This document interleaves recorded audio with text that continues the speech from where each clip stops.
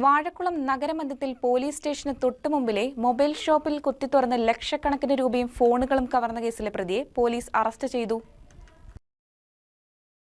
Vazhakulam police സ്റ്റേഷന് എതിർവശം പ്രവർത്തിക്കുന്ന ആരക്കഴ സ്വദേശി ഡെബിന്റെ ഉടമസ്ഥതയിലുള്ള നിയ മൊബൈൽസ് എന്ന കടയിൽ ഇക്കഴിഞ്ഞ 11-ാം തീയതി പുലർച്ചെ 2 മണിയോടെയാണ് വൻ മോഷണം നടന്നത്. കടയുടെ ഷട്ടർ പൊളിച്ചും ഗ്ലാസ് തകർത്തുമാണ് മോഷ്ടാക്കൾ അകത്തു കടന്നത്. 2 ലക്ഷം രൂപയും കീപാഡ് ഫോണുകൾ ഉൾപ്പെടെ വിലപിടിപ്പുള്ള 12 മൊബൈൽ ഫോണുകളുമാണ് കടയിൽ നിന്നും നഷ്ടമായത്. തെളിവ് നശിപ്പിക്കുന്നതിനായി കടയിലെ CCTV ക്യാമറകളും DVR-ഉം മോഷ്ടാക്കൾ കവർന്നിരുന്നു. പോലീസ് സ്റ്റേഷന് തൊട്ടടുത്ത് നടന്ന കവർച്ച വ്യാപാരികൾക്കിടയിൽ വലിയ ഭീതിയാണ് ഉണ്ടാക്കിയത്. തുടർന്ന് വാഴക്കുളം ഇൻസ്പെക്ടർ അനീഷിന്റെ നിർദ്ദേശപ്രകാരം സബ് ഇൻസ്പെക്ടർ SN സുമിതയുടെ നേതൃത്വത്തിൽ പ്രത്യേക സ്ക്വാഡ് രൂപീകരിച്ചു.